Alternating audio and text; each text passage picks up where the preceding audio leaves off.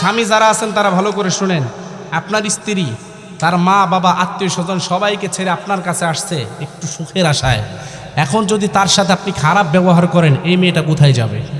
আপনি যখন তার সাথে খারাপ ব্যবহার করেন তখন মনে মনে চিন্তা করবেন, আমার মেয়ের সাথে যদি আমার জামাই এমন আচরণ করত, অথবা আমার বোনের সাথে যদি আমার বোনের জামাই এমন করতো, তখন আমার কেমন লাগতো? এই মেয়েটাও তো কারো সন্তান, এই মেয়েটাও তো কারো বোন। সুতরাং খারাপ ব্যবহার করবেন না।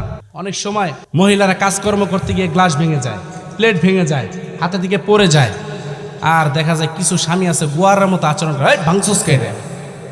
আবার স্বামী একটু ভালো থাকলেও শাশুড়ি কয়, কাম কাজ হিজ্ঞা হনে বাপের বাড়ি থেকে, হ্যাঁ তুমি এটা ভাঙসাও কিনলি গা, ভাঙকে কেমনে? আবার শাশুড়ি আর বউর মধ্যে সমস্যাটা হওয়ার কারণ হলো, শাশুড়ি তার বউকে মেয়ের মতো দেখে না, আর এই বউ তার শাশুড়িকে মায়ের মতো দেখে না, যার কারণে এত সমস্যা। ঠিক কিনা জোরে বলেন, ঠিক কিনা জোরে বলেন।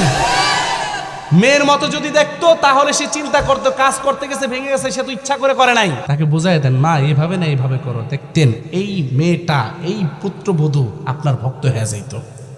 আর কোনো পুত্রবধূ যদি তার শাশুড়ির সাথে মায়ের আচরণ করে, সম্মান দিয়ে কথা বলে, সবসময় সম্মান করে, এই শাশুড়িও তার বউকে ভুলবে না। ঠিক